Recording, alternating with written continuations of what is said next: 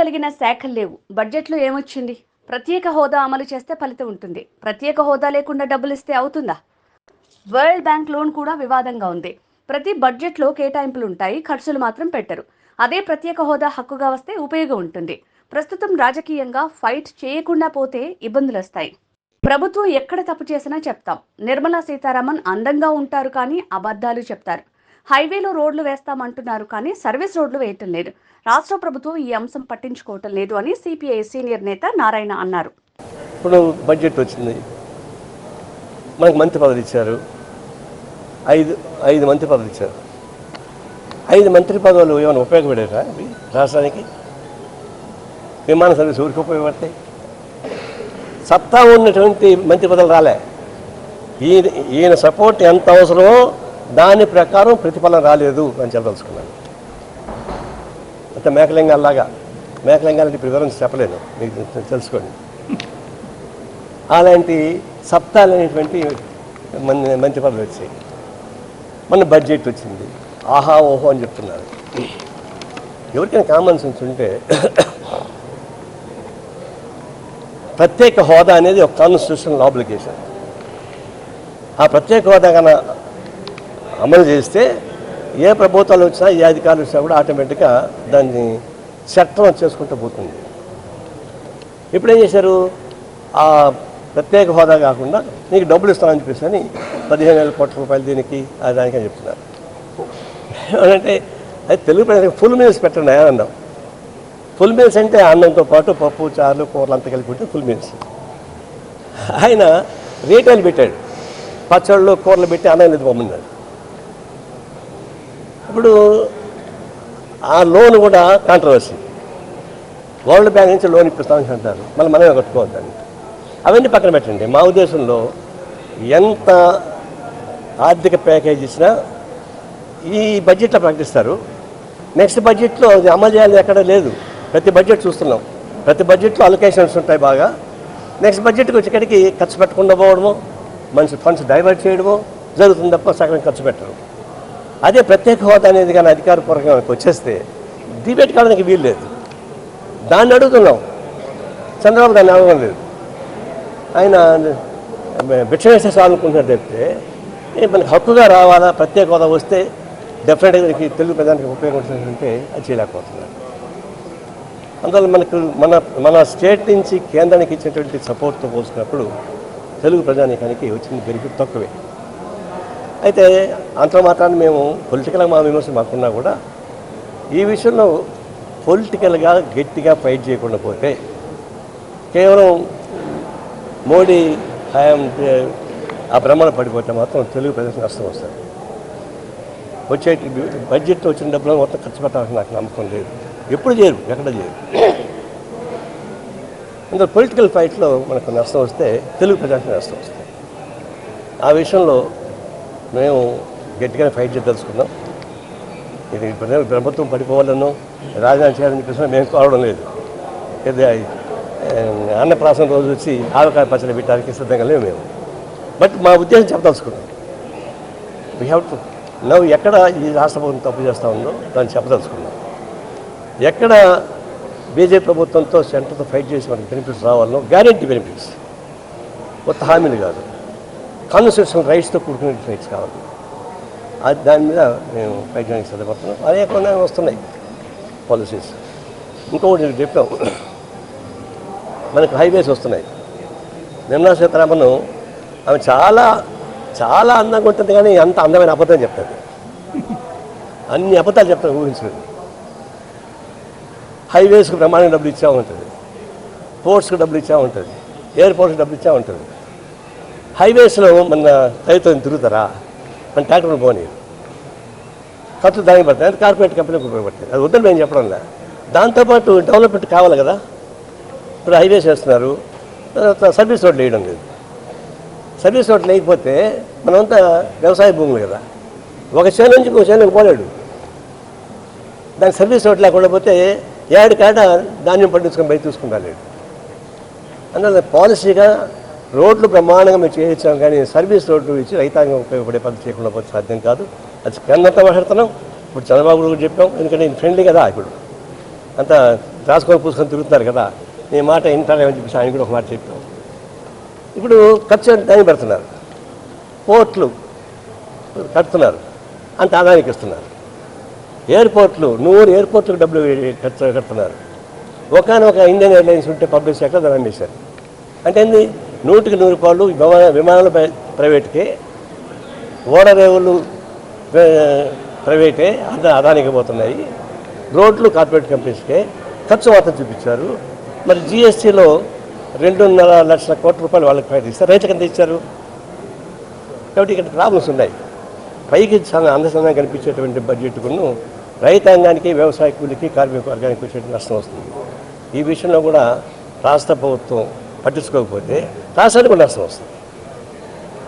ఈ విషయం మేము చెప్పదలుచుకున్నాం. ఇది మేము చెప్పదలుచుకున్నాం. చంద్రబాబు ఎందుకు లోన్కి సమదానికి ఏది రోడ్లు అది ఇప్పిస్తామన్న మాటకి ఆహా ఓహా అంటున్నాడు. ఎందుకని ఆయనకున్న కంపల్సరీ ఆయనకున్నాయా? నీకు భలే ఉండే పీత రాస్తారు, పీతకి కథ రాస్తారు. కారణం ఉంటుంది, ఉంది కారణం లేకుండా నన్ను కొడతావు, ఆయన అడుగు. నేను చెప్పదలుచుకుంది ఒకటి చెప్పాను. ఇప్పుడు ఈ హెల్ప్ అనేది అంత శాశ్వతంగా వచ్చేది కాదు. ఆయన పొగుడుతున్నాడంటే ఆయన కంటెంట్ కోసం ఆయన పొగుడుకుంటున్నాడు, అంతేం చెప్పంటావు. ఆయనకి ఆయన పిల్లలు నచ్చిందా? నాకు నచ్చలేదు, ఎందుకు ఏం చెప్పంటావు అంటే. ఇప్పుడు ఈ భూ అక్రమాలకి సంబంధించే పోరాటమా, లేకపోతే ప్రభుత్వం చేపట్టే ఏ ప్రజా వ్యతిరేకమైన పోరాటం చేస్తుంది?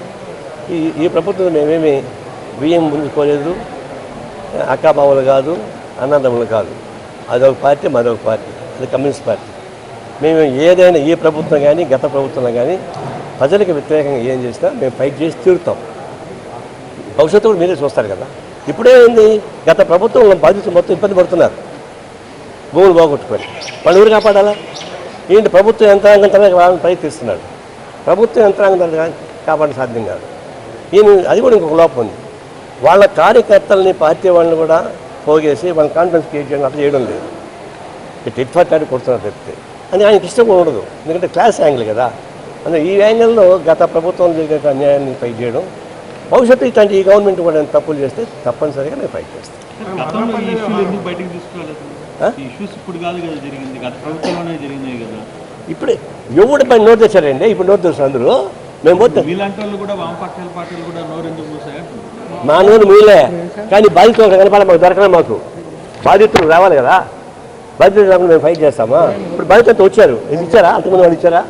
ఇచ్చి ఫైట్ చేసి ఉండేవాళ్ళు. ఆ ప్రభుత్వంలో కూడా ఎవిడెన్స్ ఏమైనా ఇచ్చిందంటే మేము ఫైట్ చేస్తాం.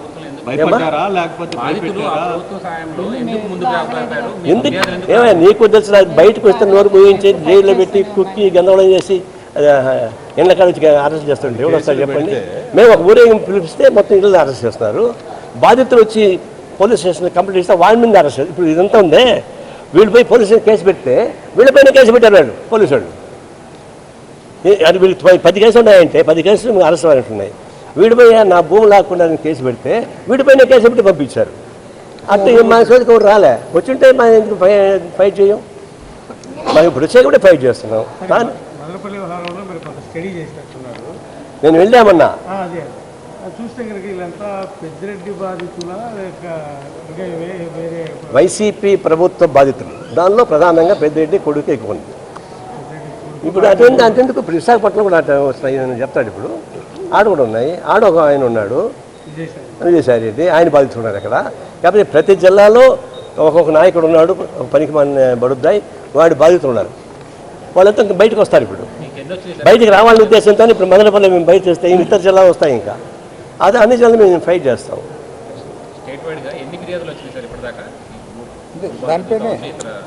అంటే ఎక్కువ మంది గవర్నమెంట్కి ఇచ్చారు. మేము పోతే తెలిసింది కొంత ఇచ్చారు, కానీ వాళ్ళు దాదాపుగా ఆయన ప్రకటించిన దాన్ని బట్టి కూడా ఒక 250 వచ్చినట్టున్నాయి. అది ప్రభుత్వానికి డైరెక్ట్గా తీసుకుని ఇస్తున్నారు. ఇప్పుడు అది కూడా అంతకుముందర చీఫ్ సెక్రటరీ పోయింది, ఎవరైనా మందపల్లికి పోయింది సిసోడియా. ఆయన ఏమంటే నేను కదలేదు, ఒక 20 మంది 30 మంది ఉంటా అనుకున్న బాధితులు ఇటు 280 అప్లికేషన్లు వచ్చాయట. అప్లికేషన్ ఇవ్వకుండా కలిసి కొన్ని 100 మంది ఉన్నారు. అందుకని మేము ఏం చేసామంటే 4వ తారీఖు రండి అందరూ గేట్ నిలబడదామని చెప్పి చెప్తున్నాం. అది ఎగ్జాంపుల్ అవుతుంది, ఇతర రాష్ట్రాల జిల్లాలో వస్తుంది. ప్రత్యేక హోదాకు సంబంధించి ప్రత్యేక హోదా ఇప్పుడే ఈజీగా ఉంది ప్రాసెస్ బాబు గారికి ఏది సీఎంకి ఇప్పుడే అవకాశం ఉంది. ఈ పార్టీ చాలా ఇంపార్టెంట్ కేంద్రంలో ఎన్డీఏలో. ఆయనకి అవకాశం ఉంది కాబట్టి, ఆయన పైన ఆధారం ఉన్నారు కాబట్టి ఇంకా గట్టిగా ఫైట్ చేయాలా, మెత్తగా అవుద్దని చెప్తున్నాం. అది ఎందుకు అదే నేను చెప్తాను ఇప్పుడు మీకు. ఆయన ఎందుకు అడగట్లేదు? ఇప్పుడు ఆయన ఏం చేస్తాడు, ఏం చేయాలో, ఏం చేస్తాడు అక్కడ తెలుస్తుంది. ఇంకా ఆయన కూడా కేసులు భయం ఏమన్నా సార్ జగన్ లాగా? జగన్ లాగా చంద్రబాబు కూడా కేసులు భయపడుతున్నారు. చంద్రబాబుకి ఏం కేసులు ఉన్నాయి ఇప్పుడు? మోడీ ఆయన జోబులో ఉంటే, మోడీ ఆయన జోబులో ఆయనకి ఏమి కేసులు అండి ఇప్పుడు? అదే కాదు కానీ ఒకటి గుర్తుపెట్టుకోండి, బాధితులు భయపడిన మాట వాస్తవం, బయటకు రాని మాట వాస్తవం. ఇప్పుడు అవకాశం కల్పించబడింది, మేము ఫైట్ చేస్తున్నాం. గవర్నమెంట్ని కూడా మూవ్ చేసి కానీ యాక్టివేట్ చేయమంటున్నాం. టీడీపీ కార్యకర్తలు కూడా పోయి దాడుల మీద దాడులు కాదు చేయాల్సింది. బాధితులు పట్టుకొని వాళ్ళ కాన్ఫిడెన్స్ క్రియేట్ పని చేయాలి. అవి చేయడం లేదు వాళ్ళు. కేవలం కక్ష సాధింపు కొని చేయాలని ప్రయత్నిస్తారు. కక్ష సాధింపు చర్యలతో ఏం సాధ్యం కాదు. అంటే ఇప్పుడు ప్రభుత్వం కక్ష సాధింపు చర్యలు దిగుతోందని భావిస్తున్నారా? మీ పార్టీ ప్రభుత్వం చేయడం నేను అనుకోవడం లేదు. కింద లోకల్గా రెచ్చిపోయిన వాళ్ళు కొంతమంది తిరుగుతున్నాయి దాడులు. అది చదురుమదురు ఘటన. అట్లా ఘటనతో పోల్చుకుంటే ఇదంతా 1% కూడా లేదు. ఉప్పు ఊరికాయ పనికిరాదు. ఆయన అది కూడా పనికిరాదే మా ఉద్దేశం. ఏదంటే ఫైట్ చేసుకోవచ్చు తప్ప ఎదురు ఫిజికల్ దాడి అనేది కరెక్ట్ కాదు. దాని మేము ఖండించాం, ఇంతకుముందు ఖండించాం, ఇప్పుడు కూడా చెప్తున్నాం. కేవలం రాజకీయాలతో ఫైట్ చేయాలి తప్ప ఒకటి గుర్తుపెట్టుకోండి మీరు, ఈ దేశంలో జగన్మోహన్ రెడ్డి ఇచ్చినంత సంక్షేమ పథకాలు ఏ రాష్ట్రానికి లేదు. ఏ రాష్ట్రానికి లేదు జగన్మోహన్ రెడ్డి ఇచ్చిన సంక్షేమ పథకాలు. ఇంత అన్యాయంగా ఓడిపోయిన ఎవరు లేరు. మరి 11 సీట్లు ఓడిపోయిన కూడా ఎవరు లేరు. తర్వాత తెలంగాణలో కేసీఆర్ రైతు బంధు ఇచ్చాడు. భారతదేశంలో ఎవరు ఇవ్వలేదు రైతు బంధు. తెలంగాణ ఇచ్చాడు, అతను ఓడిపోయాడు. ఏంటి రీజన్ ఏంటి? అదే చెప్తున్నా. రాజకీయ పరమైన స్పష్టంగా ఉన్న వాళ్ళు గెలిచారు, రాజకీయ పరంగా అవకాశవాదంతో ఓడిపోయారు. ఫర్ ఎగ్జాంపుల్, చెడో మంచో మాకు ఇష్టం లేకపోయినా చంద్రబాబు ఒక లైన్ తీసుకున్నాడు, బీజేపీతో కలిశాడు, ఫైట్ చేసి గెలుచుకున్నాడు. జగన్మోహన్ రెడ్డి దొంగాటాడాడు. అంటే కేంద్రం కలిసినట్టు ఉండకుండా కలవకుండా ఉన్నట్టుగా న్యూట్రల్ స్టాండ్ తీసుకొని, న్యూట్రల్ స్టాండ్ అనేది రాజకీయాల్లో అది 420 దాక ఎప్పుడైనా మోసం చేసి ఇతను ఓడిపోయాడు. నవీన్ పట్నాయక్ ఒరిస్సా, అతను ఇటు దొంగాటాడినాడు, ఆయన ఓడిపోయాడు. మాయావతి అటు దొంగాటాడింది, ఆమె ఓడిపోయింది. టీఆర్ఎస్ వాళ్ళు అట్లా దొంగాటాడు, ఆయన ఓడిపోయాడు. అందుకే రాజకీయంగా నోన్ ఎనిమీస్ బెటర్ దాన్ని అన్నోన్ ఎనిమీ అంటారు. నువ్వు ఓపెన్గా ఉండగైతే గెలిచారు. ఇప్పుడు ఓపెన్గా లేకుండా అవకాశవాదంగా ఉన్నటువంటి కేసీఆర్ ఓడిపోయాడు, వైఎస్ఆర్ ఓడిపోయాడు, నవీన్ పట్నాయక్ ఓడిపోయాడు, మాయావతి ఓడిపోయాడు. అందులో పాలిటిక్స్ ఉండాలి తప్ప అంతకుమించి ఉండకూడదు. ఇది రాజకీయ పరమైన ఫైట్ ఉంటే మంచిది. ఇప్పుడు గుర్తుపెట్టుకోండి, ఇప్పుడు తిరుగుతున్నాము, అధికారం పోయిన తర్వాత మళ్ళీ బజార్లు తిరిగే అవకాశం లేకుండా పోయింది. ఎందుకు? అధికారం ఉన్నప్పుడు దొంగ ఏదో పని చేయనబట్టే కదా. అధికారంలో ఉన్నా లేకపోయినా ఇదే విధంగా తిరగాలనుకుని కోరుకుంటే దౌర్జాలు చేయరు. ఇప్పుడు తిరగలడా? జగన్మోహన్ రెడ్డి ఫ్రీగా తిరగలడా? తిరగలేడు. కాబట్టి రాజకీయ పదవులు ఉన్నా కూడా పదవులు లేకపోయినా ఎట్లా ఉండాలో అట్టుంటే మంచిది. అది ఉంటుందో తెలియదు.